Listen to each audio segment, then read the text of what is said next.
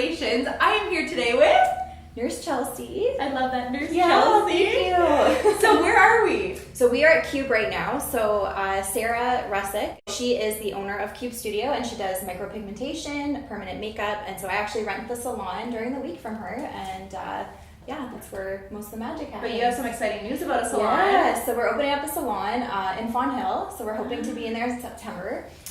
So we're doing that in collaboration with T's Hair Salon. So that's Laura, and she does hair extensions and hair coloring. That's amazing. Yeah, so we're so excited. So I don't like to talk about COVID because I'm like, everybody is so over the COVID talk. But it brought you to still be able to open up a new salon, which is really refreshing because so many people are focused on all the negative stories that nobody's hearing about businesses that are still thriving. That's right, yes. You were closed down. Yes, so we were closed down. As medical professionals, we were able to be open a bit longer, I guess, than some other businesses who are doing more beauty stuff. So we actually bought the building in November, and then we've been renovating it since then. So our husbands have pretty much been doing everything. Thanks, I know, we literally don't see them. They're there like every night. So yeah, we're super blessed that, you know, they're able to do that for us and we don't have to pay for the labor. We got a really good deal on the building when we did buy it. It was a complete disaster. Like, they've literally had to reframe and like new windows, new siding, like new everything. Like, it was really bad. So it's been a disaster. But we have 2 apartments upstairs, and then we have 2 commercial spaces in the bottom that we're going to utilize for our space. So that's amazing. Yeah, that's a big project. I know. Yeah, it was really big. So, but I was saying earlier too, I'm like, nobody's allowed to touch my face. Yeah. Only you. Yeah. So I was like, obviously. Thank you for trusting me. Yeah. No, and I was even thinking, I'm like, that just shows like you as a person and your skill that you obviously know what you're doing. I'd like to think so, yeah. Obviously, every injector kind of has their own way of doing things, but, you know, as you're practicing and growing, you know, you take little pearls from people and then kind of make it your own, which I've been doing the last, you know, almost 5 years. So, kind of develop my own techniques, and I would say, you know, my patients really like it and they're happy. So I think the biggest compliment that I get is nobody realizes how much work that you've done to my face. It's not that much, but yes, like, that's what we want. Yeah. It's supposed to be like undetectable, right? Yeah, and natural. Yeah. And I was talking to you about addictions and the myths of like Botox and all this treatment and the difference between the past and now. Yeah. But I was listing, like, I actually was doing one day, I was like writing down how much money I spent on my face. Like, and then I was like, you know what? I should just not look at that piece of paper anymore. But as women who are in this type of society, it's really hard because they give you all these people that you're supposed to look like or that you want to look like because that's what they're shown. Yeah. And then you're left with your body and like either through having children or whatever reason. You're just aging. Right? Aging. And you're like, oh. So today we did... Yes, we did Radiesse. We did diluted Radiesse for her neck, so she is a little bit swollen. So we basically dilute it, and then we use a cannula, and then we kind of disperse it through what we call tech neck lines. And it basically is for skin conditioning. So we help, you know, with the skin condition as far as crepiness, the lines, texture. We just want to try to firm up that tissue a little bit. We're not really adding too much volume. It's not an area that you would want to add a lot of volume. Yeah, I mean, it's in so much motion all the time, right? You can do dermal filler. You just have to be really careful with how people kind of pull in fluid in that. But by far, I think the diluted Radiesse has been the best. So, like, I'm so excited. Yes, so it does usually take, like, you know, time for it to kick in because it does help stimulate your collagen, your elastin, and that's what we want to utilize to try to get rid of those lines is your body's own stuff. You know, it's going to last so much longer than if you're, you know, pumping yourself full of filler and having to come back every year, right? So you will totally love it. Give it time, but it's great. Is it gone yet?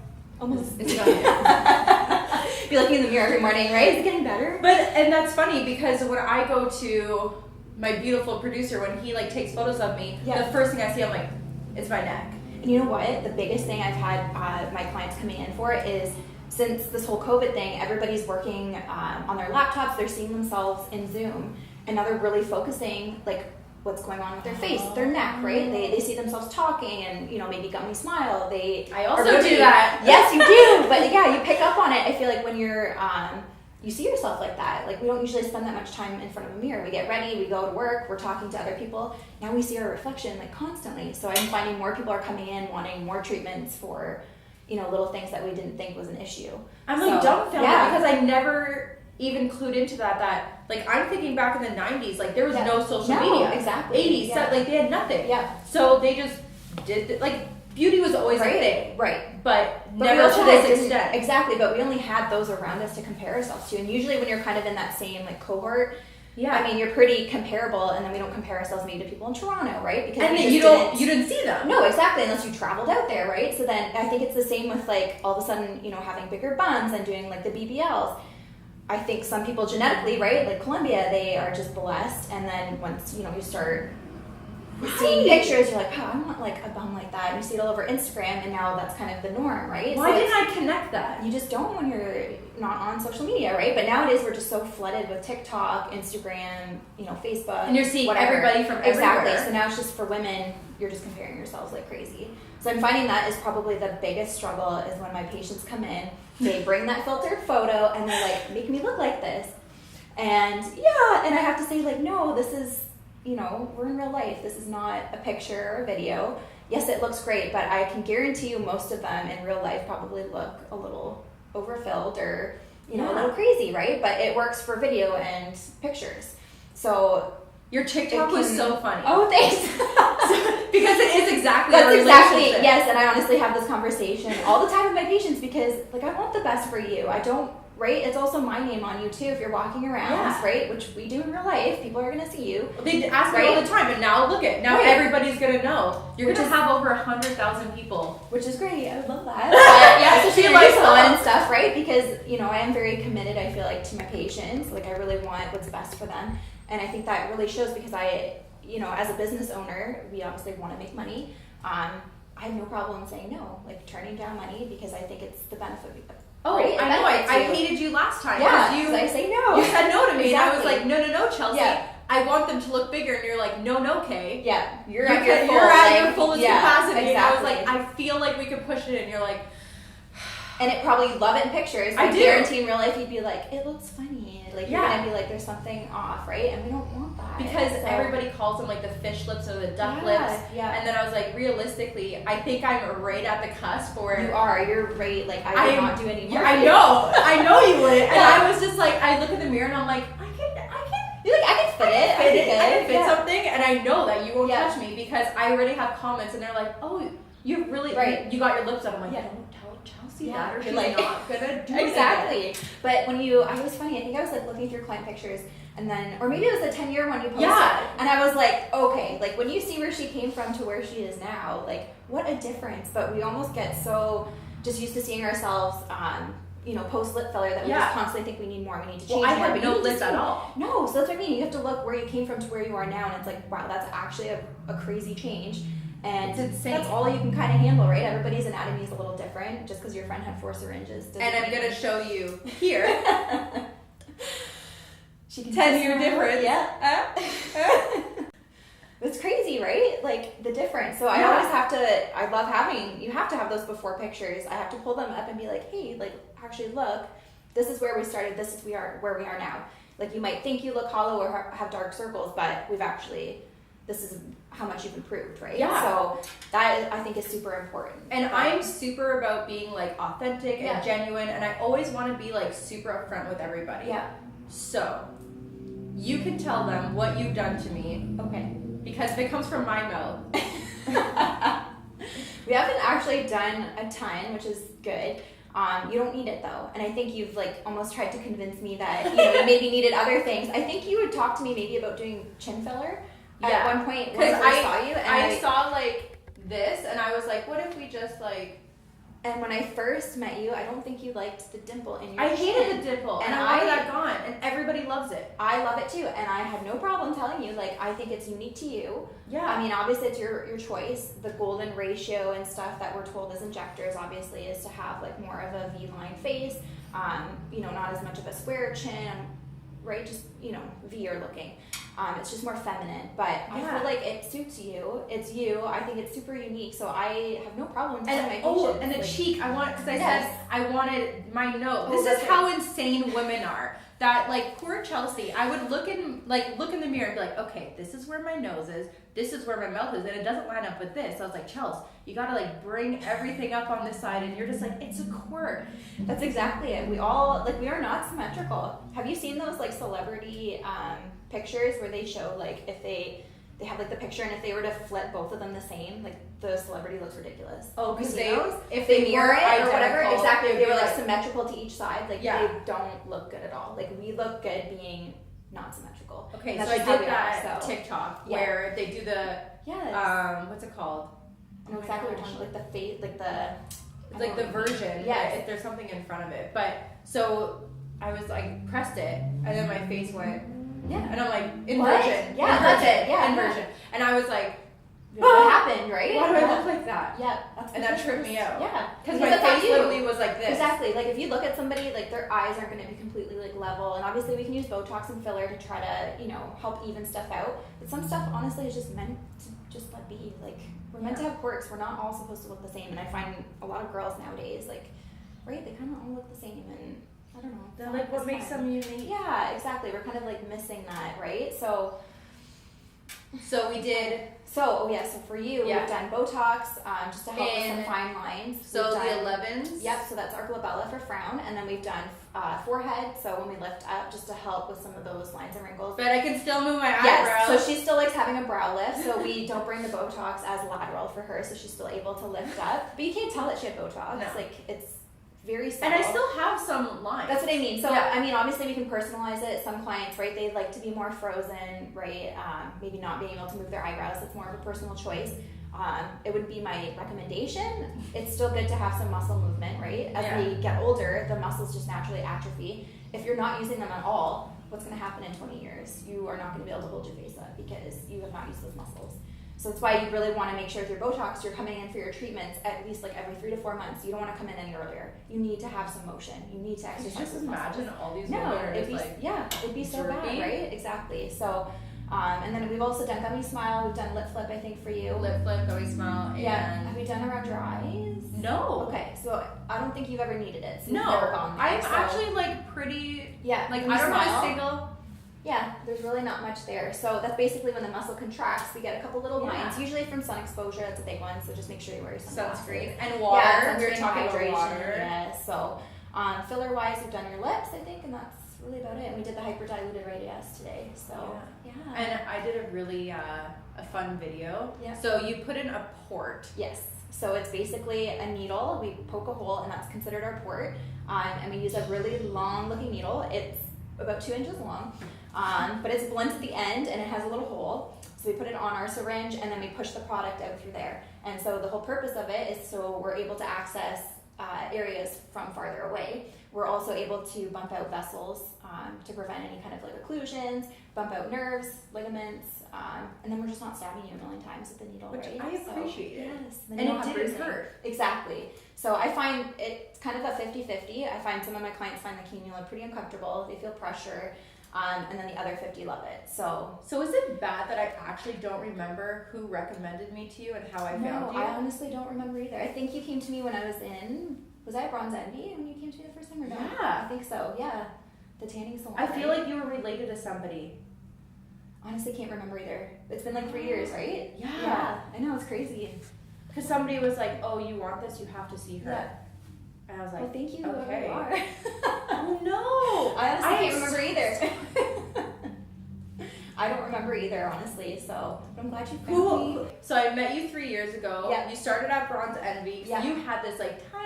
Yeah, it was literally like a closet. It was so bad. Oh, and I was getting my IV. That's it. Yes, It was the IV. Yes, so I think we were doing IV hydration because you had been so sick and stuff. But then the problem that can occur when you're trying to put an IV in, if you're already so dehydrated, it can be really difficult to try to find a vein, which is what we struggled with. Yeah. Trying to like find a vein for you, right? So Yeah. and that's when our journey pretty much began. I was so sick. I was like vomiting. Yeah, Like, you were extremely sick. And I think we did IV and lip filler that same day. And it was like in between me trying to fill your lips, you were like running to the bathroom. Like it was, And I think because I swallowed the numbing cream Yeah. and I have anxiety. So my biggest pro tip from somebody with anxiety is don't swallow the numbing cream. Or dental block. dental block is really good too. So Yeah. you're pretty much numb from your eye to your chin.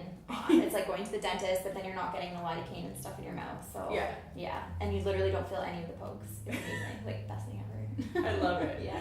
So as an injector, we were talking about addictions. Yeah. Because again, we're gonna go back to like what we were first talking about. Yeah. Women are constantly comparing. Women constantly are filled with insecurities because of other women, because of their partners and their spouses and social media, and they're constantly feeling not enough. I think that is like a general, they don't feel enough. Yeah. So I know you are always on the natural side. Yeah. But do you think all injectors, like, or do you think there's some injectors that are like, hey, you want it? I'll give it to you. I'll take your money. 100%, right? I think everybody has their style, right?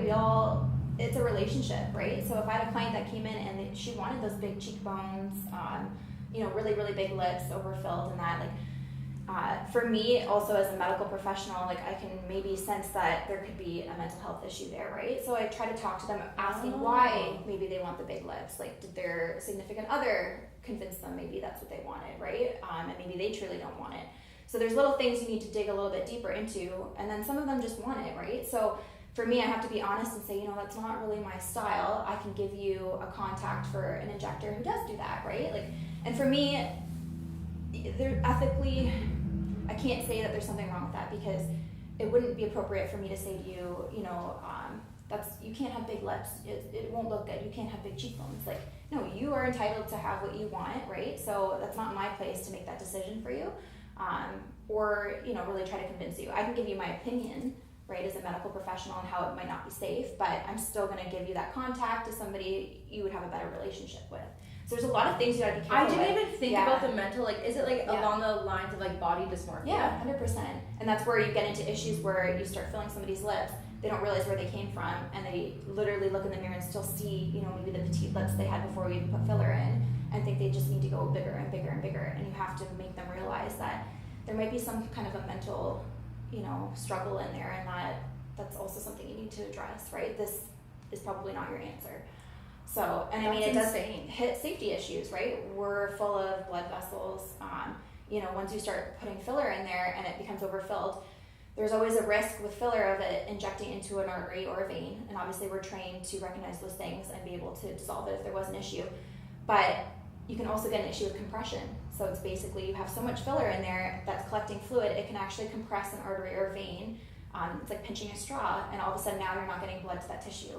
So it can be dangerous. You really have to be careful. So for me, it's not worth that risk, and I just don't feel ethically comfortable doing that to people, right? So, and that's like a perfect segue into like the big meat of the bones of this interview is, I was also mentioning to you and my producer that nobody's allowed to touch my face other than you.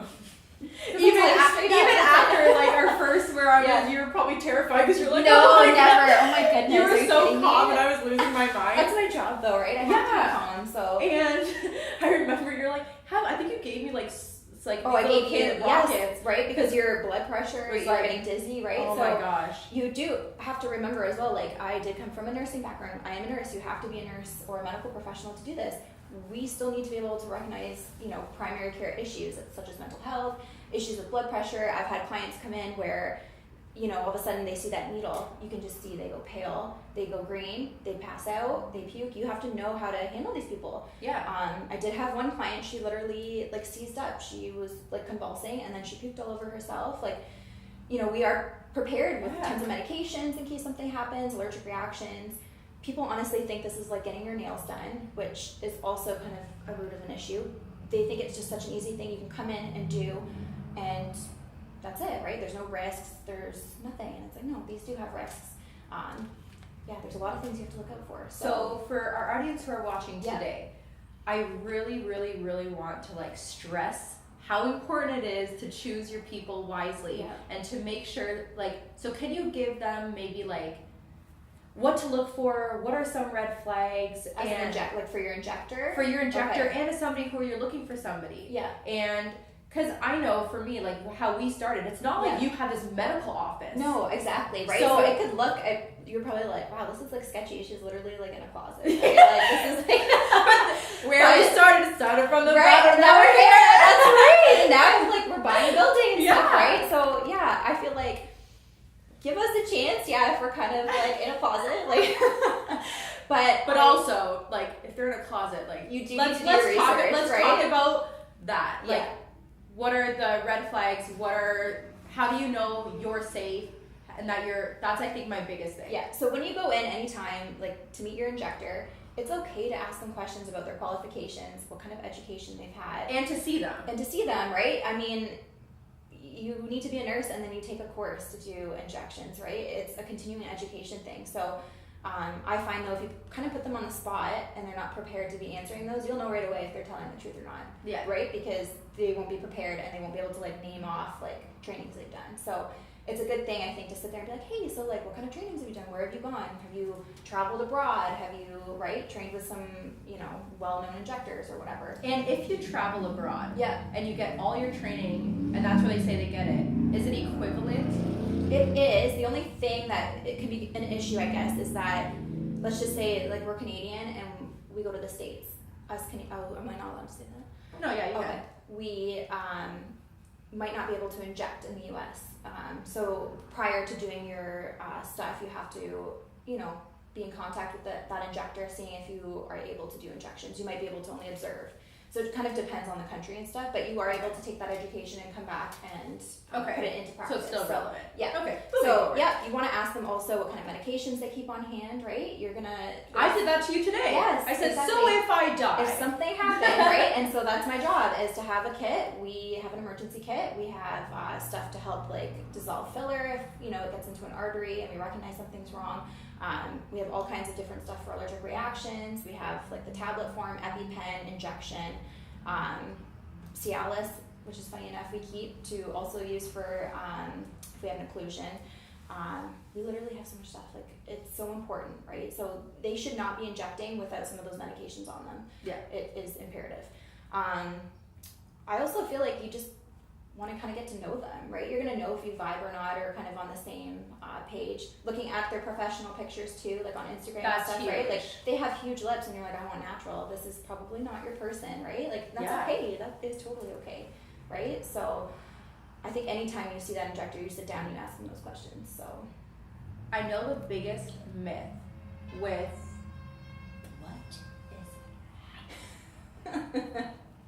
Beside a highway. Angry. I know the biggest myth with Botox is everybody's like, why are you doing this when you're so young? Yeah. So I know we had a massive conversation about it, and I would love to like bring it to this table now because, well, you'll explain. So I find like anytime you mention that to people, they're like, and to be totally honest, before I even got into medical aesthetics, when I was just in primary care, somebody had convinced me to actually take this course because I was very artistic. And so they thought I'd be a good fit, but then I was like, that seems so stupid. Like Botox, like dude, that's not nursing, right? Yeah. But once you actually get into it and realize the amount of anatomy that goes into it, it is insane, the science behind it. So now I have so much more respect for it. And so I really try to explain that to people and they're like, ugh, you don't need Botox. Like you don't even know how it works, right? And like you had shown the audience, like even lifting up, you can still see that you have some lines. Like you try to frown, stuff can still move. You can still look natural. Exactly. You don't need to look frozen. There's certain areas we can kind of freeze that you wouldn't know, right? Yeah. So like people can't really tell that you can't frown. They can tell when you can't lift up your eyebrows, right? That's pretty much a dead giveaway. Yeah. So basically, we love being able to start early, so before those lines etch into your face, because once you start seeing some of those lines at rest, it's going to be so much more difficult for you to erase them. And let me tell you, when you hit your 30 wall, it's happening. Yep, it does. They're going to come in. Exactly. And I've had some clients who are as young as like 23 who had to come in just because they're so expressive with their faces that they've had, right? And so we almost like baby dose them as preventative, just to keep some stuff from, coming in. Because if you come in maybe when you're 50, I mean, that took 50 years for those lines to etch in, right? Yeah. It's going to take time to get those babies out. Like, they're not just going to be gone overnight, right? And so I feel like patient education is huge when they come in. Like, I am not going to be able to erase those in one day. Oh, I tried. I know, right? I'm You like, can't. so let's do this permanently. Yeah, you're like, let's get this done, right? Yeah. It's etched in over time, so it's going to take time, right, for everything to kind of erase. So if they come in when they're 50, you're going to start with Botox. It's pretty dangerous to do filler in the forehead, so personally that's not my go-to, but you'll probably need microneedling, laser treatments, chemical peels, right? It's a process, so you're investing in your face, which I think is super important. I mean, we have it forever, so, right? Yeah, exactly. What's another myth? What's another biggest myth? Or the biggest concerns that people have that you found are the most? Looking too overdone, right? So, like, for me personally, I don't think I look overdone. You look so natural. Oh, thanks. Like, and I think I do. And I feel like sometimes practitioners can become warped of what, like, they might think they look natural and they don't, right? So that's the other thing, actually. When you see your injector, you're going to know how they are by looking at them, right? What kind of work they've had done. So, yeah.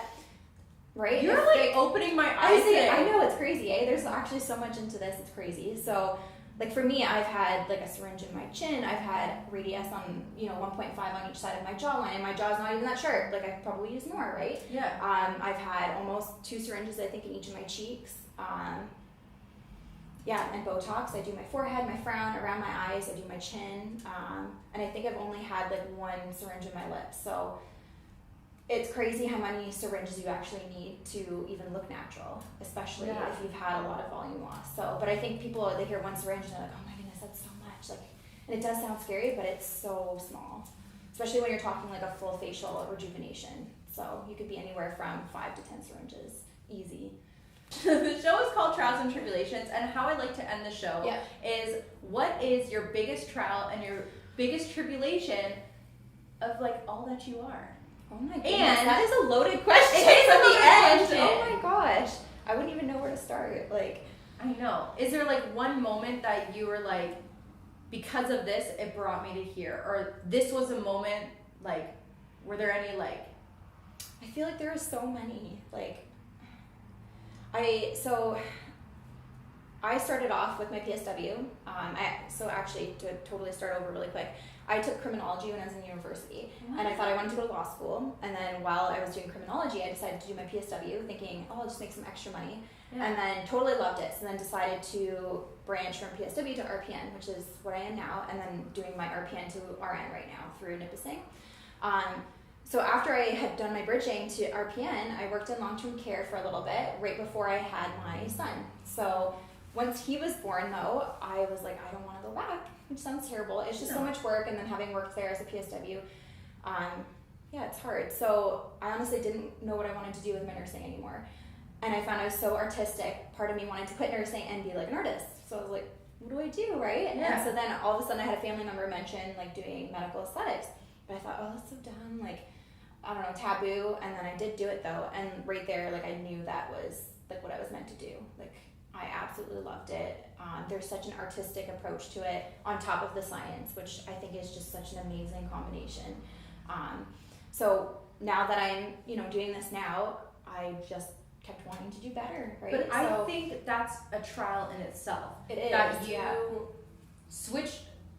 Like, I feel like so many people talk about change. Yeah. And it's okay to change. It is, yeah. And it's okay to switch paths. Yep. And I think that's also accounted to the tribulation of what you are growing. Yeah, exactly. Because you had to start from criminology, moving around, trying to find your path. That's right. That makes you happy, exactly. fulfilled with a purpose. Exactly. And while being a wife with a mom. I was just about to say that is probably one of the biggest trials was, my kids were so young doing this, like, they were like 1 and 2, they're only a year apart, and then being married, right? You have other obligations, being a mom, being a wife, and then not to mention now starting your own business. Now you're not just going to work and coming home. You are doing your accounting, you are doing your advertising, you are answering messages, you are booking, you are also dealing with your clients from the day who are messaging you, asking you if this is normal. Like, it is so much. You don't realize how much goes into it, and there's days where I'm so stressed and just feel like there's not enough of me to go around for all those jobs, right? Yeah. So I've finally gotten to a point now where I feel like in the new salon I'll have a secretary, who'll deal with bookings and stuff. I have an accountant, a bookkeeper to try to keep things separate.